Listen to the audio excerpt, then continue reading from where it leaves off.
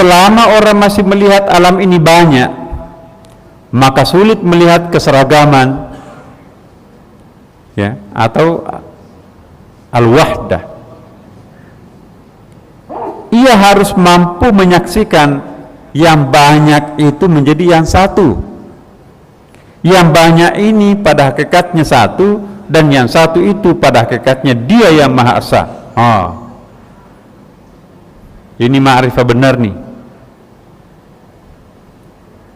Kita harus mampu menyaksikan yang banyak.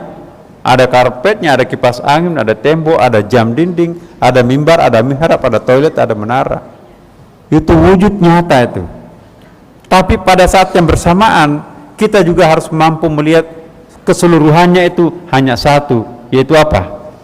Masjid. Ini ilustrasi.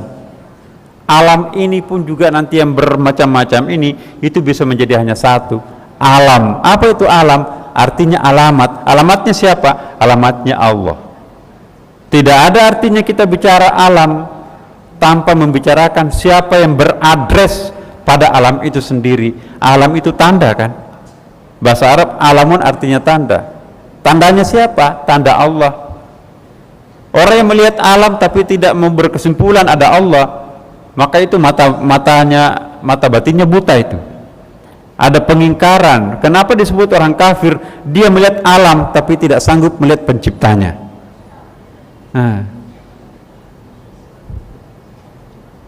Ia sudah mampu menyaksikan bukan hanya yang banyak ini menjadi satu, tetapi juga menyadari hakikat keberadaan segala sesuatu. Jadi bukan cuma sampai berhenti di masjid, tapi dia sudah mampu berkesimpulan siapa sesungguhnya masjid ini. Siapa yang tampil dalam bentuk bangunan seperti ini, partikelnya, pasirnya, batunya, semennya dan sebagainya. Dari mana itu semuanya? Alam ini siapa? Sebelum alam ini diciptakan oleh Allah, dari mana alam ini ada? Alam ini sebelum jadi alam, dia dari mana? Dia ditempatkan di mana? Sebelum alam ada, dari mana tempatnya sebelumnya? Asal usulnya alam ini dari mana? Inna lillahi wa inna ilaihi raji'un.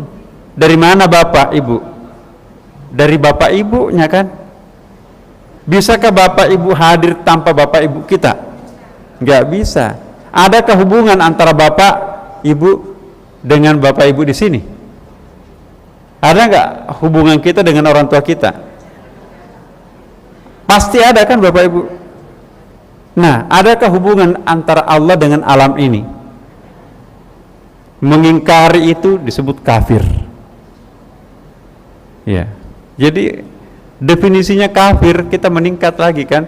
Selama ini kan kita artikan kafir orang yang tidak percaya pada Allah. Nah, sekarang ini orang yang melihat alam tapi tidak mengakui adanya Allah, itu kafir. Kafarah. Artinya apa itu kafarah? Tertutup. Dia hanya bisa melihat alamat, ya, tapi dia tidak mampu menyimpulkan siapa yang beralamat pada alamat itu.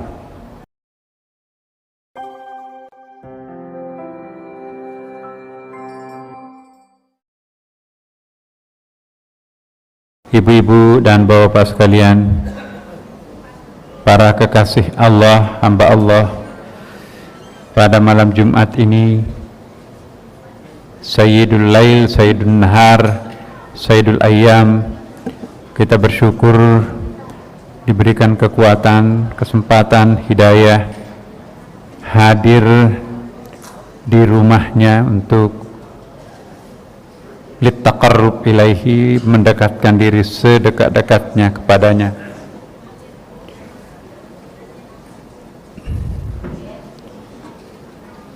Rahmat yang paling besar dalam hidup kita ialah manakala Allah Subhanahu wa ta'ala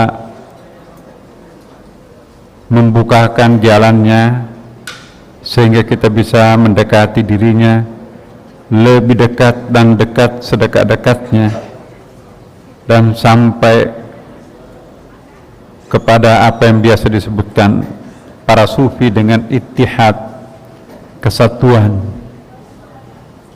di dalam feeling, di dalam perasaan. Oleh karena itu tidak ada salahnya Bapak Ibu sekalian, mari kali ini kita mencoba untuk memohon dengan sungguh hati kepada Allah. Ya Allah, waktu yang singkat ini anugerahkanlah pemahaman yang sangat mendalam sehingga kami bisa merasakan kedekatan itu di dalam batin kami. Ala hadhihi niyyah al-Fatihah. A'udzubillahi minasyaitonir.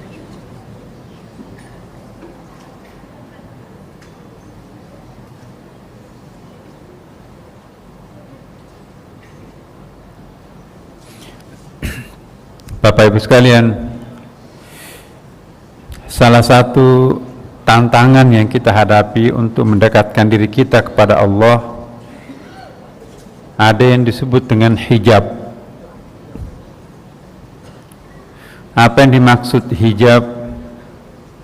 Hijab artinya selubung. Hijab artinya tirai. Hijab juga bisa berarti gordon, penutup yang menghalangi kita untuk melihat hakikat dirinya. Dirinya siapa? Allah Subhanahu wa ta'ala. Hijab atau tantangan yang paling berat bagi para salik. Kita di sini insya Allah Bapak Ibu semoga sudah masuk pada kategori salikin. Salik artinya dari akar kata salakah, jalan, berjalan ya. Salakah yasluku, berjalan, tapi berjalan secara batin, spiritual journey. Spiritual journey itu perjalanan batin kita yang mi'raj kepada Allah Subhanahu wa ta'ala. Orang yang dekat dengan Allah, mi'rajnya bukan hanya pada waktu ia salat, ketika ia sedang tafakkur, ketika ia sedang takhannus, ketika ia sedang berzikir, naik terus kepadanya. Bahkan lebih banyak tinggal di atas ketimbang di bawah. Inilah yang pernah saya sampaikan, orang yang seperti ini disebut manusia-manusia langit.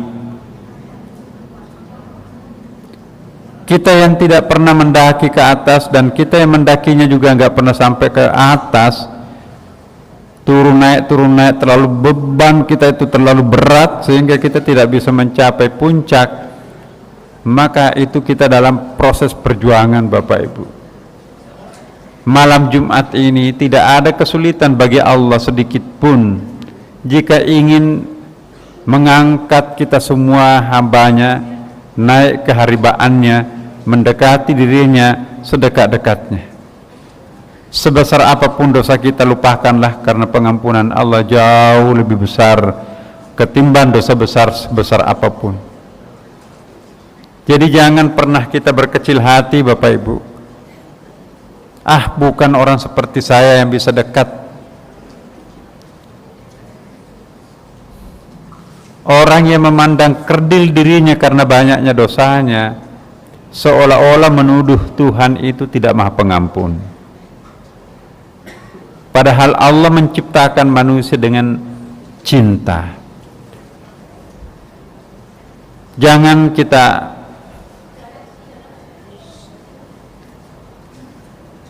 Saya ulangi, jangan kita memandang remeh diri kita.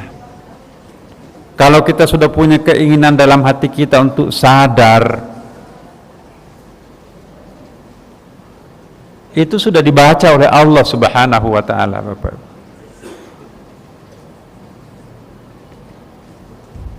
Karena itu keinginan yang sangat luhur inilah nanti yang akan menyingkap tabir-tabir itu. Banyak kali saya sampaikan pada kesempatan ini, seandainya ada pengandaian, lebih baik kita tawadhu, merendahkan diri kepada Allah, untuk menandakan kita ini adalah hambanya yang dhaif. Karena kita dhaif memohon pertolongannya, itu lebih baik ketimbang kita menepuk dada, alhamdulillah kami sudah termasuk orang yang pilihan Tuhan, sudah 15 tahun ngaji di Sunda Kelapa, sudah bab keberapa ini. Tidak bisa Bapak Ibu.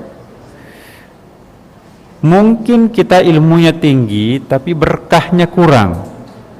Mungkin ada saudara kita itu ilmunya baru kemarin tapi itu berkah. Apa yang dimaksud berkah Bapak Ibu sekalian? Divine influence, divine interventions, campur tangan Tuhan di dalam diri kita sendiri. Itu sulit tuh dicarikan padanannya dalam bahasa Indonesia itu. Berkah. Berkah seolah-olah kita menganggap berkah itu mistik. Enggak. Berkah itu kalau seorang hamba menyerahkan dirinya kepada Allah, maka Allah membuka kedua tangannya untuk menerima kenyataan diri hambanya. Wahai hambaku, memang kamu berlepotan dosa, bukankah aku maha pembersih? Wahai hambaku, engkau memang berlumuran dosa, tapi bukankah aku memperkenalkan diriku, aku maha pengampun daripada segala dosa. Siapa yang bisa menghalangi aku untuk mengampuni kalian? Ada optimisme di dalam diri kita, tapi bukan kesombongan. Lain optimisme, lain keangkuhan, kebanggaan, kesombongan. Iya kan Bapak Ibu? Bapak Ibu sekalian, ada dua, sebelum saya lebih lanjut ini bicara tentang hijab, ada dua hal Bapak Ibu yang perlu kita bedakan di sini. Ada yang disebut dengan salik, orang yang sudah melepas seluruh beban-beban duniawinya dan sudah naik di atas rel kebenaran Tuhan, Shiratal Mustaqim, betul-betul kondisi lahirnya dan kondisi batinnya itu sudah apa itu namanya, itu sudah melekat Tuhan di dalamnya.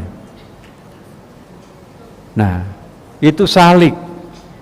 Salik itu artinya betul-betul sudah mewakafkan dirinya untuk tidak akan lagi balik ke belakang.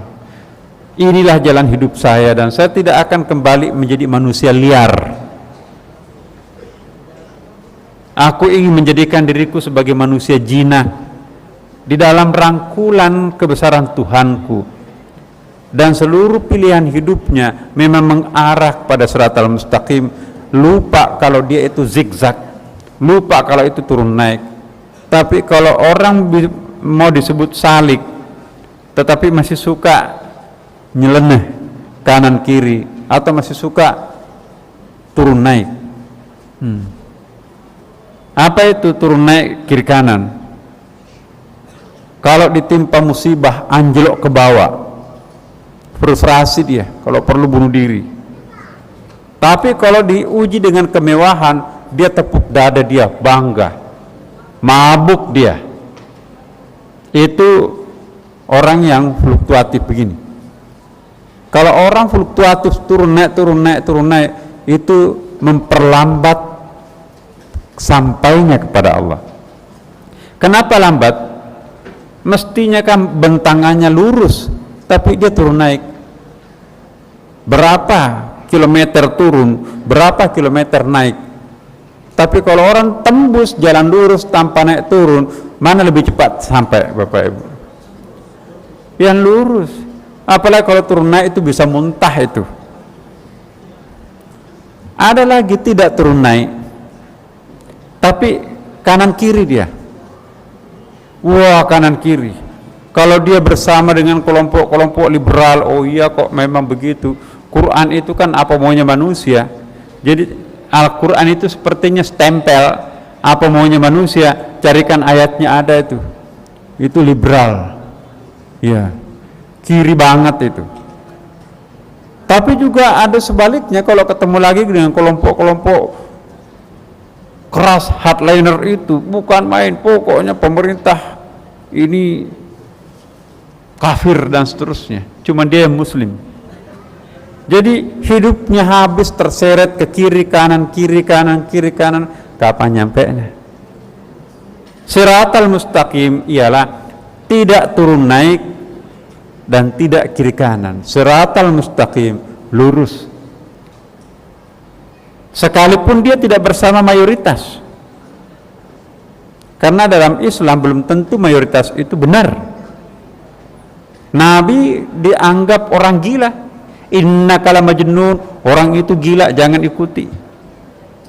Nah, seorang yang memiliki keimanan, dia tidak takut berbeda pendapat dengan mayoritas. Dia juga tidak takut kesepian pada pendapatnya sendiri. Ya, ini yang sangat penting, bukan angin-anginan gitu. Wah, kemana angin keras meniup, arahnya ke situ. Seorang yang beriman, sekalipun ada tantangan di depan, siratal mustaqim. Gak ada dunianya, mau apa lagi? Ya, cuman kalau orang terkait dengan dunia, terkait dengan harapan-harapan hidup, mau glamor, mau populer dan sebagainya, wah itu sulit menemukan jalan lurus tuh. Jadi Bapak Ibu sekalian, jalan lurus itu ketika kita merujuk kepada hati nurani kita. Hati nurani itu tidak pernah bohong Bapak Ibu sekalian. Istafti qalbah, mintalah pandangan kepada hati nuraninya. Kalau nurani kita membisikkan, jangan pergi, ajakan ke puncak itu ngapain? Lewati masa-masa itu. Masa dari dulu hidupnya ke puncak melulu, seolah-olah puncak itu puncak kebahagiaan. No, puncak kebahagiaan itu di Sunda Kelapa. Ngapain ke situ? Coba, berapa salat sunat yang hilang di sana? Jamak misalnya kan, kalau kita menjamak salat, otomatis kehilangan kita salat qabliyah ba'diyah kan? Karena kalau kita menjamak kan nggak ada salat qabliyah ba'diyah. Kalau kita ke sana, walaupun musafir, masa cuma ke Bandung musafir, nggak puasa Senin Kamis lagi? Ya, jadi Bapak Ibu sekalian, orang yang diberi petunjuk siratal mustaqim, dia tidak bergeming sedikit pun. Ihdinas siratal mustaqim, siratal ladzina an'amta alaihim, ghairil maghdub alaihim waladdallin. Jadi saya ulangi Bapak Ibu sekalian, ada dua, ada salik, ada yang disebut, saya belum tahu bahasa Indonesianya ini yang pas,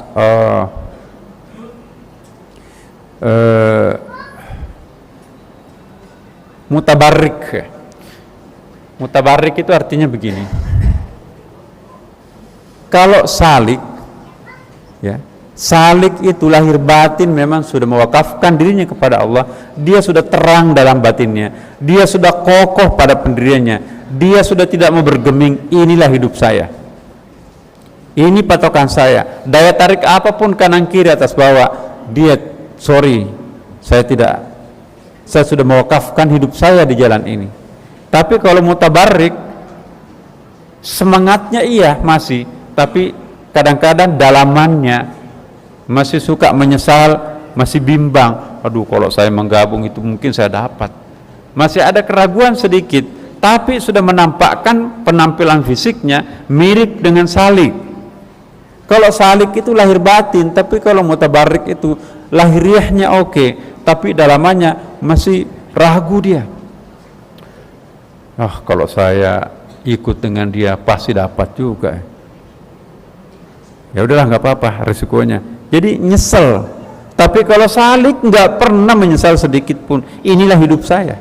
Inna sholati wa nusuki wa mahyaya wa mamati lillahi rabbil alamin. Kalau itu, ya kan nanti bisa dua-duanya kan, bisa kita peroleh. Kan dunia akhirat, Rabbana atina fid dunya hasanah wa fil akhirati hasanah wa qina adzabannar. Jadi dia juga ingat-ingat ayat yang bisa memberikan pembenaran pada dirinya bahwa dia bisa kanan kiri atas bawah. Orang yang suka apa itu? Orang yang suka menipu dirinya dengan ayat. Jadi mohon maaf Bapak Ibu, bukan cuma orang lain bisa ditipu dengan ayat. Saya ulangi Bapak Ibu, hati-hati di sini. Bukan cuma orang lain bisa ditipu dengan ayat. Kita juga bisa menipu diri kita dengan ayat. Ya. Siratal mustaqim, berdoa siang malam. Tapi enggak apa-apa kan ada ayatnya. Rabbana atina fid dunya hasanah wa fil akhirati hasanah. Dua-duanya deh. Jadi itu dia meninabobokan dirinya dengan ayat. Ya, kita kan enggak boleh ria. Enggak apa-apa kalau kali ini kan mendidik. Ada ayatnya kan. Fa ma bi ni'mati rabbika fahadits. Ya, jadi dia memanipulasi ayat itu untuk menipu dirinya sendiri. Enggak apa-apa. Alhamdulillah kami termasuk beruntung ya, punya suami yang hebat, punya orang tua yang hebat. Habis lingkungan keluarganya dijual untuk apa? Fa amma bi ni'mati rabbika fahadits. Jadi dia menipu dirinya dengan ayat, padahal ayat itu maksudnya bukan itu. Saya pernah dengarkan Ustadz, enggak apa-apa kalau yang begini ini. Memang kalau alirannya Pak Nasar lain, tapi kalau itu kan enggak. Ya, jadi dia mencoba untuk menipu dirinya sendiri dengan hadis atau ayat. Saya ingatkan kepada kita semua, orang yang konsisten itu namanya salik, tapi orang yang masih mendua, goyang-goyang pendiriannya Bapak Ibu sekalian, itu baru sampai kepada mutabarrik, dia ingin mencari berkah. Contohnya, misalnya dalam dunia tarekat ya, ada orang ke Aba Anom, ke misalnya di mana, Tasik ya, dari Malaysia, dari Makassar, dari Medan, segala macam, untuk mengikuti haul Syekh Aba Anom di situ. Dia karena saking padatnya tempat itu, dia memasang tenda di jerami sawah di samping itu, atau dia makan di mobilnya. Dia nggak ikut sholat jamaah, nggak muat masjidnya kan. Dia cukup jabat tangan, asal sudah jabat tangan, nggak perlu ceramahnya. Itu mutabarrik, pokoknya batinnya dapatlah berkah, sudah jabat tangan. Dia bercerita, banyak sekali yang datang. Tapi ada juga orang yang di dalam masjid dengarkan ceramah dari awal dari para penceramah dan konsisten, itu salik. Nanti saya jelaskan, kita dengarkan surah azan dulu Bapak Ibu. Ini penting membedakan apakah kita salik atau baru sampai kepada mutabarrik. Alhamdulillah Bapak Ibu sekalian, kita teruskan. Salik ialah orang yang memelihara kualitas cinta pada dirinya sendiri. Ya, sedangkan kalau baru sampai kepada mutabarrik, itu masih cintanya itu tebal tipis. Kalau pas ketemu dengan gurunya yang pas, 100% cintanya terhadap guru itu, lahir batin dia muntahkan semuanya kepadanya. Tapi giliran mursyidnya yang lain mungkin tidak tertarik, atau mungkin punya memori masa lampau kurang bagus dengannya, ya kasihlah cinta 10%. Tapi kalau salik, dia melihat semuanya sama. Ya. Jadi suasana cinta selalu dalam batinnya. Jadi sudah tidak punya objek cinta. Kalau yang pertama mutabarrik itu masih punya objek cinta. Aku mencintai keluarga saya. Nomor 2 keluarga suami saya atau istri saya. Masih membeda-bedakan. Aku mencintai si A, tapi aku lebih mencintai lagi si B. Hari ini aku paling cinta terhadap si B, tapi besok ternyata dikecewakan cinta kepada A. Jadi gampang luntur cintanya kepada seseorang. Ya, di sini bukan cinta birahi ya Bapak Ibu sekalian, cinta spiritual. Jadi sayang kepada mursyidnya si A. Tapi karena ada lagi mursyid baru, wah, rupanya ini guru saya yang paling hebat. Jadi gurunya yang sekian lama membinanya itu diakhir gitu ya. Padahal dialah yang telah membangun struktur batin di dalam dirinya sendiri. Hati-hati di sini. Orang yang sudah sampai ke tingkat salik, dia mengukur cintanya itu terukur. Saya harus hati-hati. Ya. Jangan sampai aku memusatkan cinta saya terhadapnya. Besok saya menemukan kelemahannya, tiba-tiba aku berubah. Berarti aku tidak siratal mustaqim, aku tidak istiqamah. Aku tidak boleh membenci orang ini, siapa tahu hanya penampilannya yang jelek, tapi hatinya bening.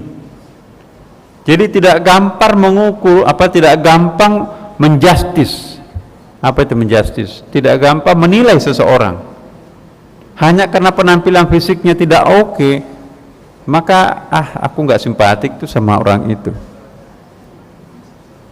Orang yang seperti ini gampang berubah, itu pertanda belum salik, masih kepada tingkat mutabarrik. Nah sekarang kalau mutabarrik itu fluktuatif, tapi kalau salik itu lebih permanen. Salik itu jarang marah, hampir nggak pernah kelihatan marah. Tapi kalau mutabarrik masih suka meledak, tapi juga masih suka juga mencintai seseorang.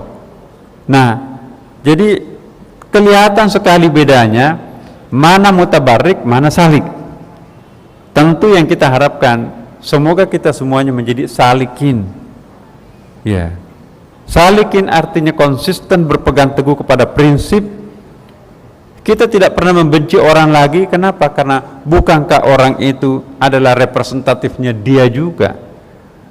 Nah inilah yang kita sebutkan di sini, hijab atau tantangan yang paling berat bagi para salik di safar awal dalam step 1 ini, perjalanan pertama, ialah keberadaan keanekaragaman makhluk, keanekaragaman manusia. Kenapa? Karena kita masih berfokus pada mata bumi. Mata bumi yang kita lihat terlalu banyak yang kita lihat. Kalau mata langit yang kita gunakan hanya satu yang kita lihat. Ya.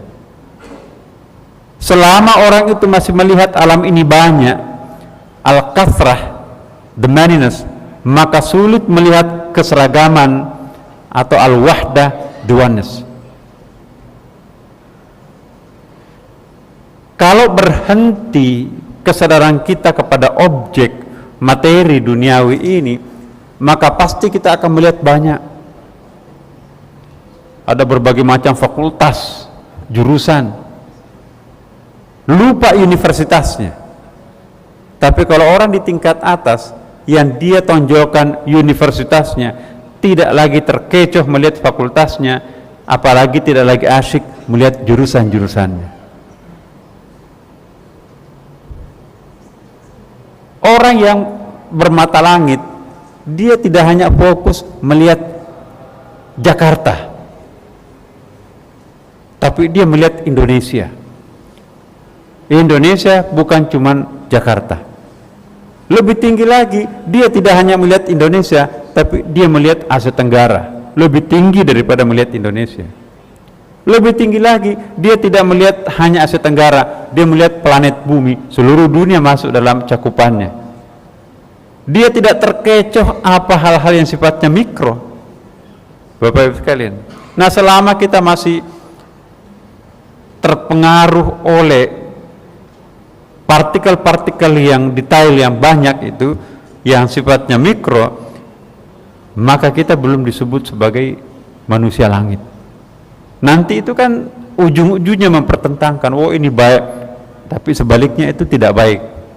Tapi kalau kita dari atas melihatnya, nggak ada lagi kita melihat itu baik. Memang itu baik, tapi fungsinya adalah seperti itu. Memang itu jelek, tapi fungsinya seperti itu. Saya pernah mencontohkan kan Bapak Ibu.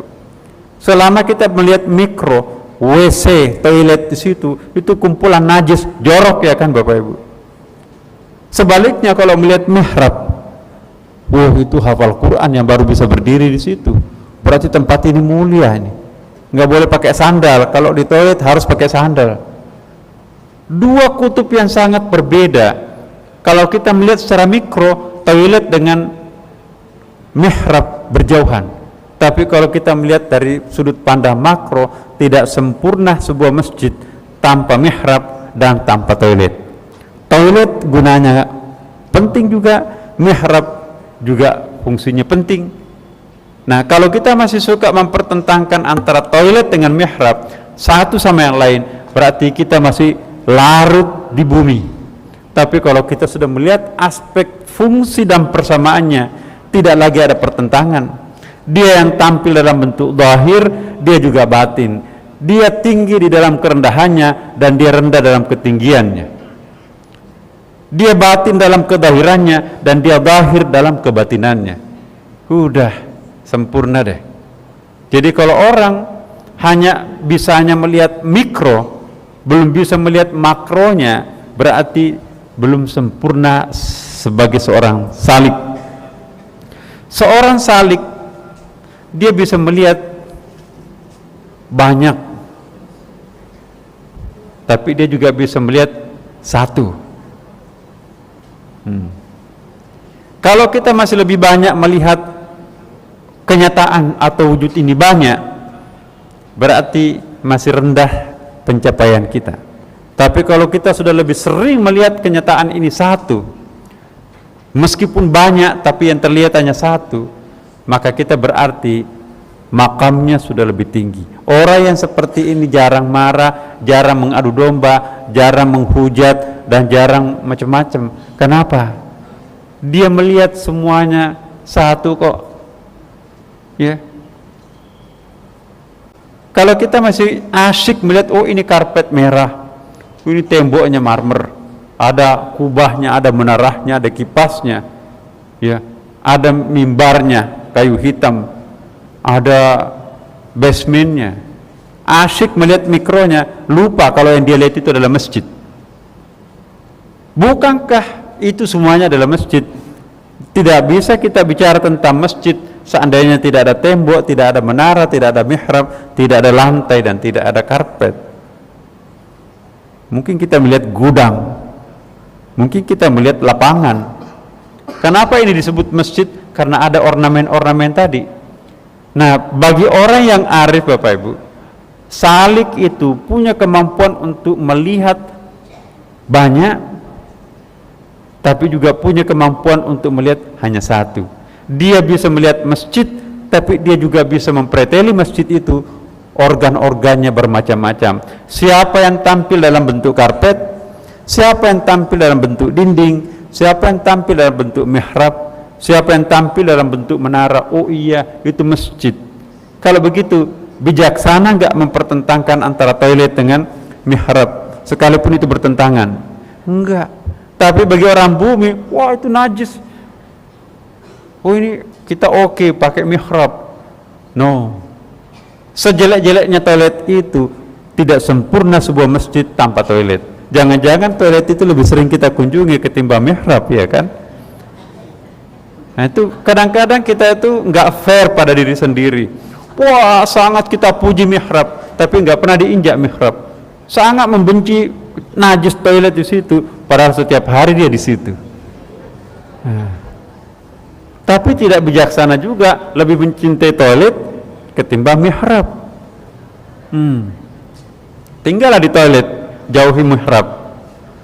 Jadi seorang manusia bijaksana salik Bapak Ibu, dia mampu menempatkan kapan harus melihat bumi ini banyak dan kapan harus melihat bumi ini satu.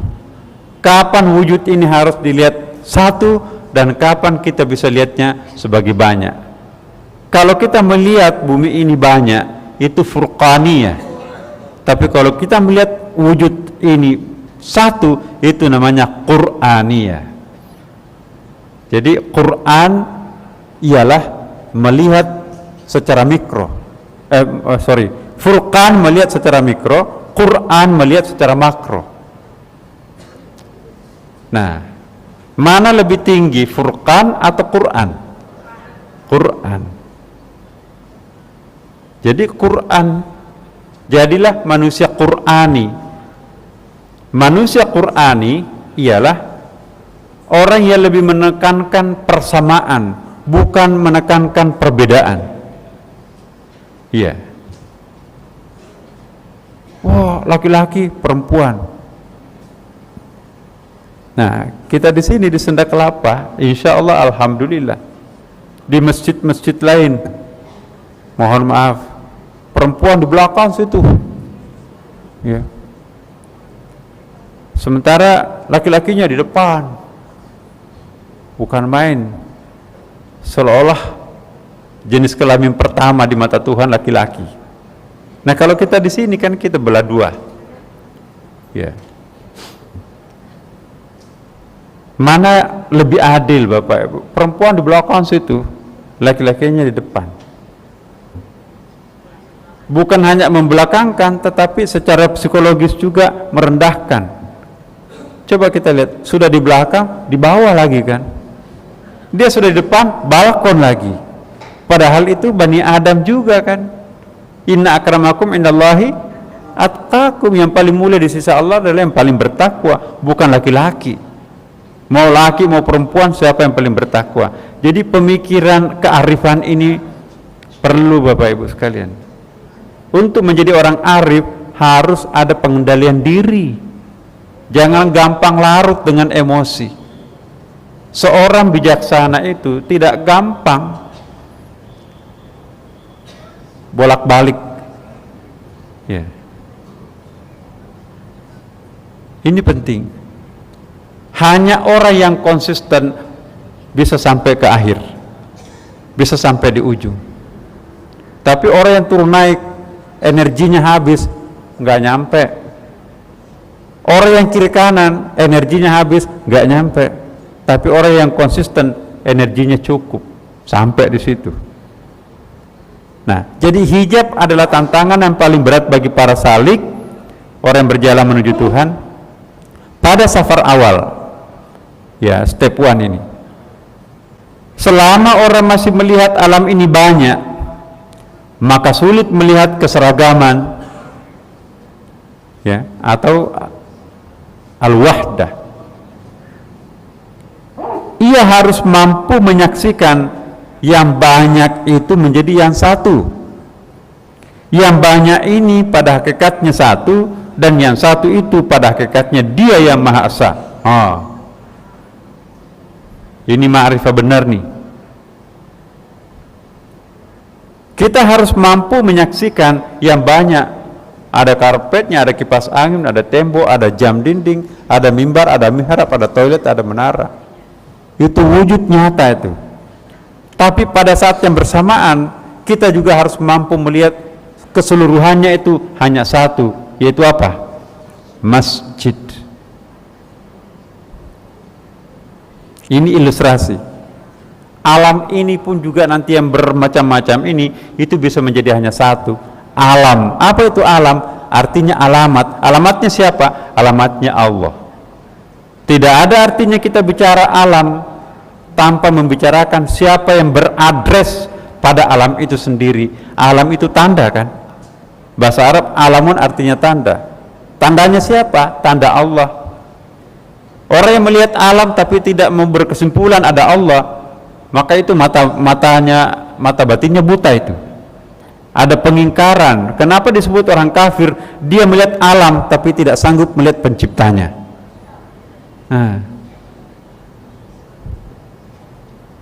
Ia sudah mampu menyaksikan bukan hanya yang banyak ini menjadi satu, tetapi juga menyadari hakikat keberadaan segala sesuatu.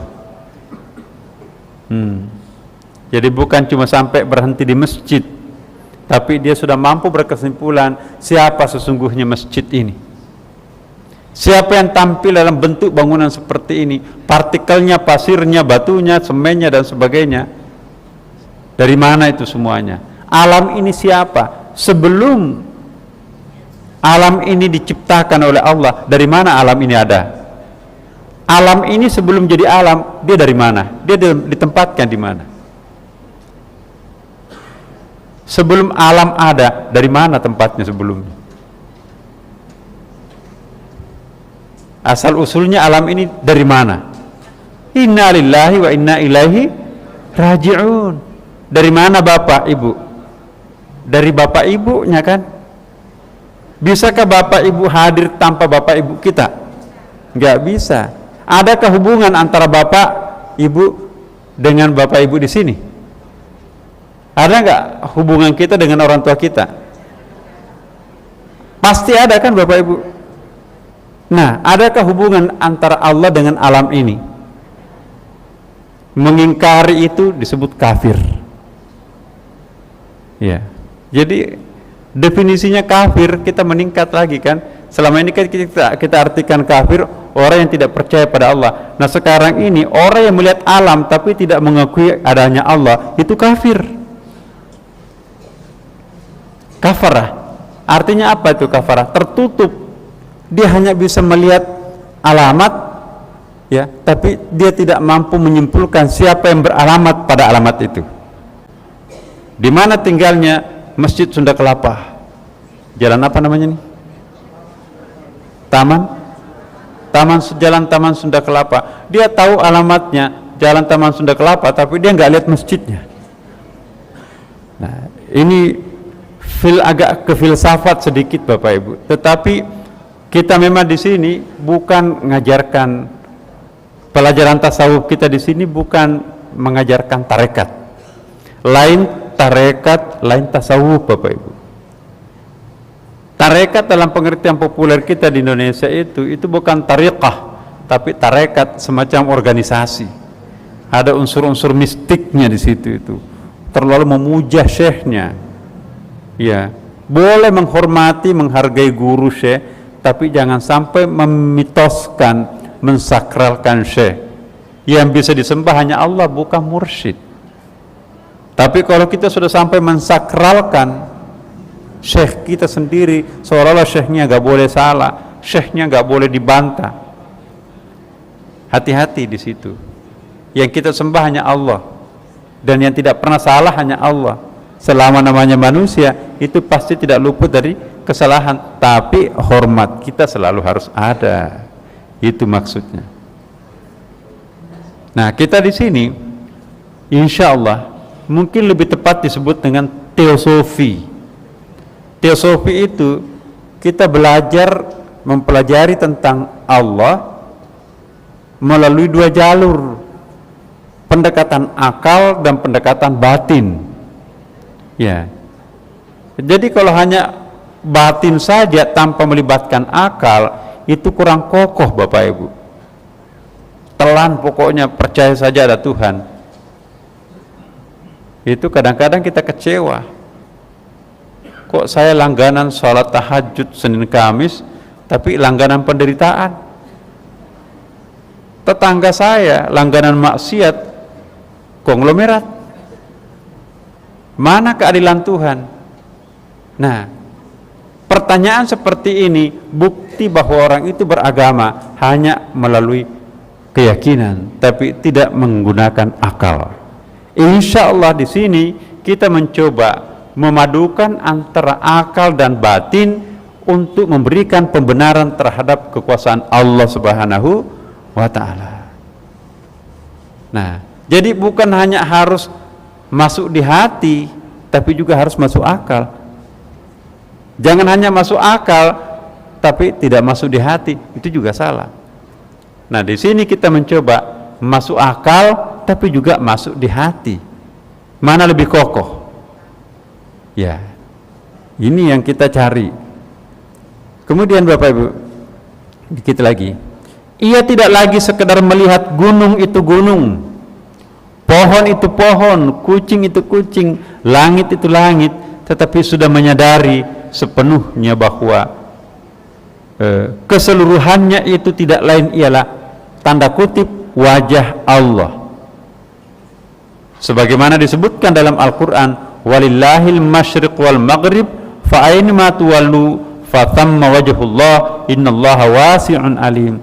Dan kepunyaan Allah timur dan barat, maka kemanapun kamu menghadap, disitulah wajah Allah. Sesungguhnya Allah maha luas, ya, lagi maha mengetahui. Kemanapun kita menghadap, kemanapun kita memalingkan muka, di situ kita menemui wajahnya Tuhan. Tapi di sini Bapak Ibu hati-hati. Allah tidak mengatakan fa aina ma tuwallu fa thammallahu, enggak. Tuhan tidak mengatakan kemanapun kamu menghadapkan mukamu, di situ engkau melihat Allah. Jadi gelas ini bukan Allah, tapi ini wajah Allah. Apa yang dimaksud wajah dalam Quran? Bukan face. Wajah itu artinya tajallinya, manifestationnya, penampakannya, seperti cermin tuh. Saya pernah contohkan, ini proyektor. Bapak lihat projection ini di atas ini, itu sebetulnya itu kamuflase. Saya matikan laptop saya, mati di situ, nggak Bapak Ibu lihat. Apakah proyektor ini wujud mutlak atau nisbi? Apakah ini wujud asli yang Bapak lihat atau palsu? Palsu. Yang aslinya di sini. Itu disebut wajah, tapi bukan zatnya. Zatnya di mana? Di sini, di situ wajahnya. Penampakannya, mungkin saya hati-hati menggunakan penampakan, soalnya di televisi itu penampakan itu mistik tuh. Ya, manifestation ya. Jadi tajallinya, tajalli paling enak itu sebetulnya. Rasa bahasa Arabnya paling pas tuh. Ya, ia sudah berada pada apa yang disebut Ibnu Arabi dengan ketunggalan penyaksian, wahdatus syuhud. Jadi nanti kita akan jelaskan apa yang dimaksud wahdatus syuhud, wahdatul wujud. Nah, ini kan kontroversi. Bagi kita sesungguhnya apa itu wahdatul wujud atau apa itu wahdatus syuhud, itu memang kontroversi di dalam dunia filsafat dan ilmu kalam ya. Tapi bagi kita hakikatnya, bukan istilahnya yang kita lihat. Kadang-kadang kita tidak bisa menemukan satu istilah ya. Banyak sekali kita terpaksa meminjam bahasa yang mungkin tidak pas untuk itu. Ya, saya nanti pernah saya menggunakan istilah sentrifugal dan sentripetal. Itu kan bahasa fisika sebetulnya, kok dibawa ke masalah tasawuf? Karena kita nggak tahu bahasa Indonesianya apa itu. Kalau kita dalam ilmu fisika Bapak Ibu, pergerakan menjauhi titik pusat itu namanya sentrifugal. Pergerakan mendekati titik pusat, titik sentral, itu namanya sentripetal. Nah, anggaplah titik pusat itu Allah, semakin dekat kita kepada Allah, itu namanya apa? Sentripetal. Semakin jauh kita dari titik sentral itu namanya sentrifugal. Sentrifugal itu terpental tuh. Ya, sama-sama pergerakan. Kalau kita lebih menekankan aspek persatuannya agama itu berarti agama sebagai faktor sentripetal. Tapi kalau kita tekankan agama itu masing-masing pada perbedaannya, agama tampil sebagai faktor sentrifugal. Nah, sekarang bangsa majemuk seperti Indonesia, jangan kita berpikir sentrifugal, tapi kita harus berpikir sentripetal. Orang yang suka berpikir sentrifugal itu bisa menjadi provokator tuh. Tapi kalau orang sudah menjadi sentripetal, maka orang itu bisa menjadi pencerah, sang pencerah. Kamu benar, tapi Anda tidak salah, kan enak gitu kan? Ya. Kamu benar, kamu nggak pernah benar, menyalah. Nah, bangsa Indonesia kita ini perlu pemikir-pemikir sentripetal. Sudah terlalu banyak pemikir sentrifugal. Nah, mudah-mudahan jamaah kita di Masjid Sunda Kelapa ini menjadi pemikir sentripetal, minimal di lingkungan keluarganya sendiri. Anaknya bertengkar, nah kamu tidak salah, tapi lain kali jangan begitu. abang, sekalipun Anda benar, tapi jangan mengungkapkan kebenaran dengan caranya seperti itu. Kadang-kadang kebenaran itu kalau diwujudkan dengan cara yang salah menjadi tidak benar. Ya. Kadang-kadang juga sebetulnya salah, tapi pengungkapannya bagus, santun, disangka itu adalah baik dan benar, itu juga salah. Jadi kita harus mampu secara jeli. Ada kebenaran sangat benar, tapi cara pengungkapannya adalah kasar, tidak berakhlak, maka itu menjadi gugur kebenarannya. Ada juga sesungguhnya sangat batil, sangat salah, tapi cara memperkenalkannya bagus, ya. Oh, itu baik memang. Itu juga salah. Kenapa? Membenarkan yang salah. Yang paling bagus itu benar, tapi benar juga menampilkan kebenaran itu. Ya kan? Nah, tasawuf Bapak Ibu ingin mencoba untuk menampilkan benar itu benar dengan cara yang benar penampilannya. Nah, terus terang bangsa Indonesia kita ini membutuhkan tasawuf. Ya. Kalau overdosis fikihnya terlalu hitam putih jadinya, akibatnya salah menyalahkan. Bukan berarti fikih tidak boleh, tidak benar, enggak. Sangat penting fikih itu. Tapi kalau fikih melulu tanpa ada tasawufnya, semuanya mau benar. Coba kita lihat di fikih, penuh dengan pertengkaran-pertengkaran tuh. Sangat rigid. Tapi itu juga diperlukan untuk kepastian hukum. Cuma perlu dibungkus dengan tasawuf. Kalau ada tasawuf, berakhlak kita. Walaupun itu nanti ada tasawuf akhlaki ya Bapak Ibu sekalian. Nah, inilah yang kita anut di sini, bahwa man tafaqqaha wa lam yatasawwafa faqad tazandaqa. Barang siapa yang berfikih tanpa bertasawuf, itu fasik, rusak. Tapi sebaliknya, wa man tasawwafa wa lam yatafaqqaha faqad tazandaqa. Barang siapa yang bertasawuf tapi tidak menghargai fikih, maka itu zindik, rusak juga. Wa man jama'a bainahuma faqad tahaqqaqa. Barang siapa yang menggabungkan keduanya, itulah yang benar. Ya, santun tapi benar. Nah, itu kan. Kalau tasawuf melulu salah pun juga kelihatannya benar. Ya. Tapi kalau fikih melulu, ya benar, tapi penampilannya salah. Kenapa? Wah, salah kamu. Oh, tidak bisa. Makanya itu Al-Quran itu Bapak Ibu sekalian, pertama kali yang diperkenalkan Allah itu apa? Tauhid di Mekah. Baru menyusul fikih syariah di Madinah. Jadi Quran mengajari kita yang paling bagus harus kita mulai sebetulnya. Permulaan belajar agama itu adalah mulailah dari akar, batang, baru masuk ke ranting, daun, dan buah. Nah, kita di Indonesia kebanyakan ini, mohon maaf, kita mulai dari daun, baru masuk ke ranting, kadang-kadang nggak sampai ke batang, sudah pensiun, sudah nggak bisa belajar lagi. Jadi kita hanya tahu mikro-mikronya itu, tapi nggak tahu batangnya. Kalau kita belajar dari batang, baru turun ke ranting, cabang, kan enak itu. Kalau kita lihat Allah menciptakan pohon, duluan mana tangkai daun daripada pohon? Pohon dulu baru ranting kan? Akar dulu baru pohon. Nah, kita mestinya seperti itu. Perbaiki dulu tauhid kita, kemudian kita belajar fikih. Walaupun berbeda kita, oh iya, itu hanya perbedaan satu pohon kok. Ya, cuma jalurnya Anda ke selatan, saya jalur utara, sama-sama kita pohon. Tapi kalau kita belajar dari rantingnya, kalian salah. Kenapa? Karena dia tidak melihat batang yang bisa menyatukan dirinya kan. Ini mohon maaf. Karena itu komprehensiflah kita di sini.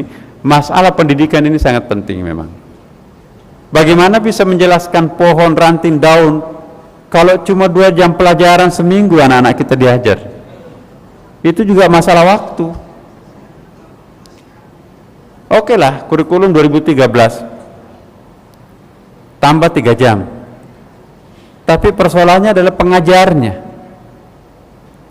Ada waktunya, tetapi yang mengajarkan anak-anak tentang agama itu mereka-mereka yang sudah terstruktur dalam pikirannya seperti dulu lagi kan.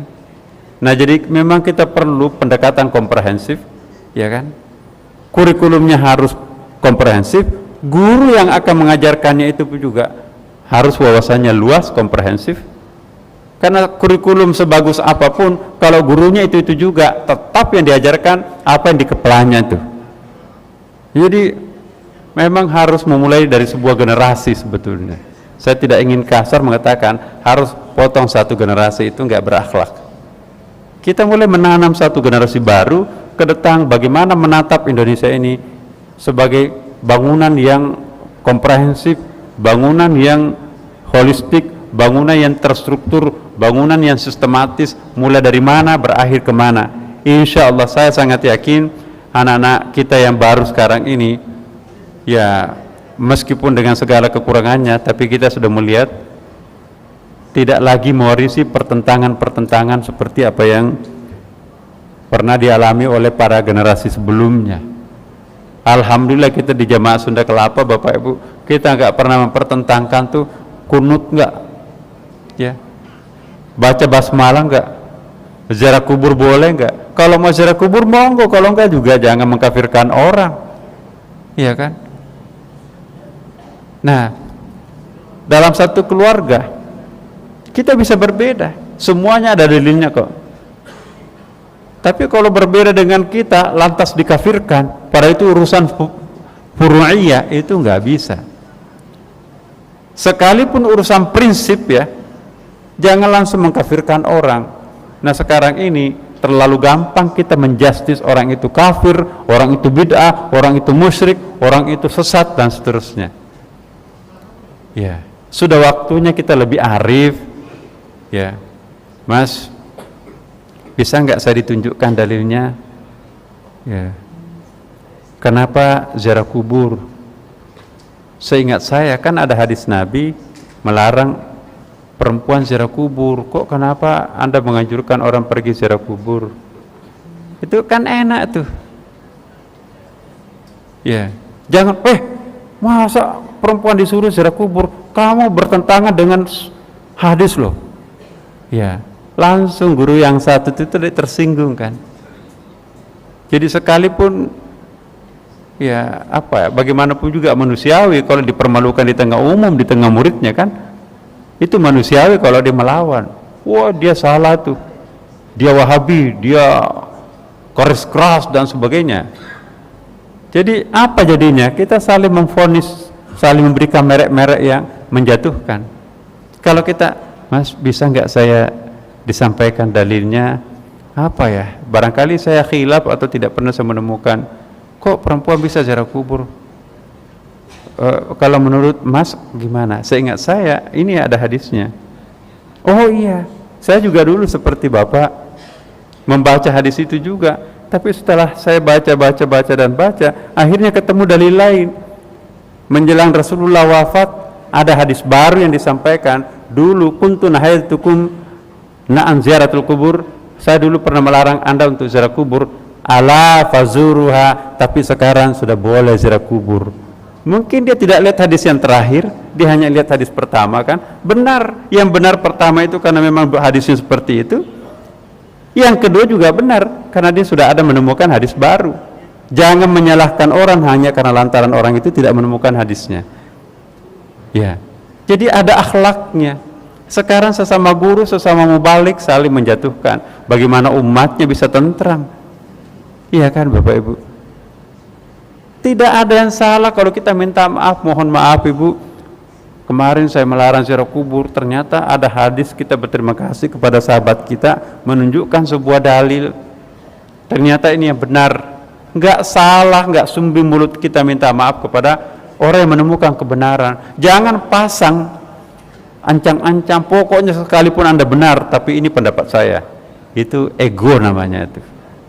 Nah, saya berharap kita semuanya mendapatkan hidayah Allah, diberikan kebesaran hati, mau mengakui kelemahan diri sendiri dan juga mau mengakui kebenarannya orang lain.